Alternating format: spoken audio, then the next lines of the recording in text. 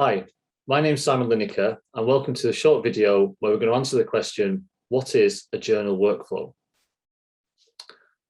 Now, this is one of a series of short videos on the ALPSP Careers Hub to help you understand the basics of scholarly publishing.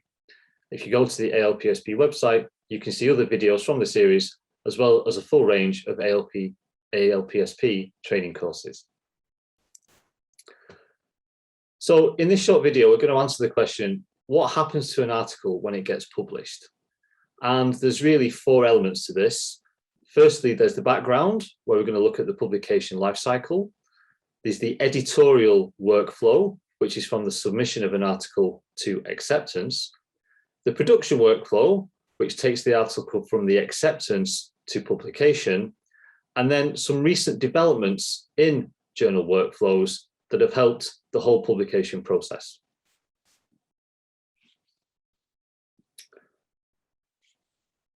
So firstly, we'll look at the research life cycle. So we start with the author, and the author has done some research. That can be absolutely any type of research at all. Now, what the author wants to do with that research is to get it published. So the researcher will then send their article to a journal. So this will then be the submission period that we're going to look at shortly. And basically, that article will be acknowledged, and then we'll go through an evaluation process. And this is one of the areas that have changed in some large degree in recent years. That evaluation process or peer review will then determine whether the article has been accepted or rejected. Once it's been accepted, it will go into the production process, which leads to publication. And the reason that this is a life cycle is that we've got our old friend, Sir Isaac Newton. If we think about his quote, "If I've seen further than others, it is by standing on the shoulders of giants." Essentially, he was talking about the research publication life cycle. By doing research, you use other people's research, and when you publish your own, you then add to that body of knowledge, so other people will benefit. So now we're going to go through the editorial workflow. So this is the process where the article goes from submission to acceptance. So once the author submits, it will then go through a number of publisher checks before going to the editor evaluation. So the editor will make their evaluation of whether they think the article could be suitable to be published in their journal. If they do think it's suitable at that stage, then they will commission a peer review, and they will go to a number of different reviewers, ideally to identify 2 or maybe 3 who will then conduct the peer review. Once that peer review process has been completed, then it's up to the editor to look at the peer reviews, and then they'll make a decision whether to accept, which is unusual after just one peer review, reject it, or revise and potentially resubmit. So you have a number of different things that can happen here. If they've been asked to revise, the author will then go through the process again, take on view the editors and peer reviewers' comments, improve the article, and then resubmit. And then it would usually go back to the same reviewers. If it's been accepted, it will then go through to the publication workflow. But if it's been rejected, then the author will then have to look elsewhere. So once the article has been accepted, it goes through to production, and we'll look at that in the next slide, and then publication.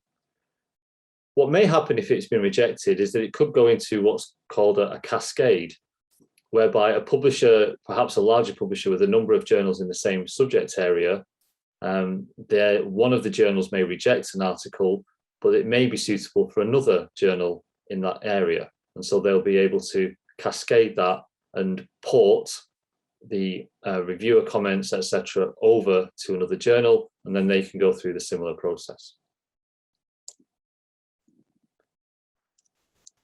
So once we have the article accepted, we'll then go through to the production workflow. So the files are received from the editorial workflow, and then particularly in modern production workflows, a preprint will be created. So this is the what's sometimes called the author accepted manuscript, or AAM. So this is the version of the manuscript that hasn't yet really been worked on, but it's the accepted version. And we'll look at shortly about how this accepted version can be used by authors. While the accepted version is put on the website, which obviously enables people to look at the research as quickly as possible, it will then go into various different stages of typesetting, which will then provide an uncorrected proof that can then also be published on the website and will substitute the preprint version. Once the proofing has been done by the author or authors, usually following quite a tight timescale, then the corrected and proofed version will be published. And then sometimes this is called an online first version. Then what usually happens now is that the article will be published first, and it's not published in an issue alongside other articles. Most publishers nowadays will compile the articles retrospectively. So when the article has been published, and the right number of articles have been published to make up an issue, then they'll be compiled into an issue, and then they'll be placed in that issue online. And there's the issue that then will be used to fulfill a print distribution, which, although is a lot smaller than it used to be, there is still significant demand for that in certain markets. So just going back to the preprint, so what many publishers will do is that they'll say to the author, or indeed they'll do this for the author, that the author can deposit this preprint or the author accepted manuscript into their repository, and therefore they can satisfy any green open access mandates that they may have, and make the accepted version openly accessible. When it comes to the gold open access version, which is the version that's included in the article, then that will be the final corrected proof. In other words, if you like, what some people call the publisher's PDF, the branded version, that's usually termed the version of record. Although, strictly speaking, the version of record is the most up-to-date version of the article that appears in the publisher's website. So in terms of recent developments, then there's been a number of innovations in the last few years which have helped to enhance this whole process. We've already talked about continuous publication. So this has shortened the time that authors have to wait between submission and publication. And this has often been a bugbear of authors, that they've had to wait too long before they see their article be published in the journal. But sometimes the peer review process we saw there is changed somewhat. So for example, there are some platforms that have what's called post-publication peer review. So what happens here is that the articles are checked and then published before the peer review happens. And then the peer review happens in a transparent manner. Everybody can see what the peer reviewer says, and that information is available on the website.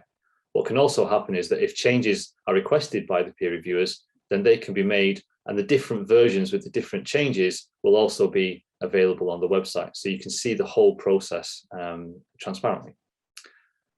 HTML publishing, this has been around quite a while, and this enables much faster and dynamic publishing of text and data and all the different elements that are now included in articles. But there's, as well as being some quite sophisticated changes, some quite basic changes have really helped the quality of what's published. So for example, hygiene factors like checking on plagiarism. Some publishers now will check all articles for potential plagiarism as soon as they're submitted, or they may even start to look at nowadays predatory journals and reference checks to make sure that the quality and the veracity of the articles that are being submitted are as correct as possible at that stage. And finally, we have also looked at things like peer recognition, where organizations such as Publons or reviewer credits are able to recognize the inputs and the work that the peer reviewers do. So thank you very much for your time, and look forward to seeing you on the next video.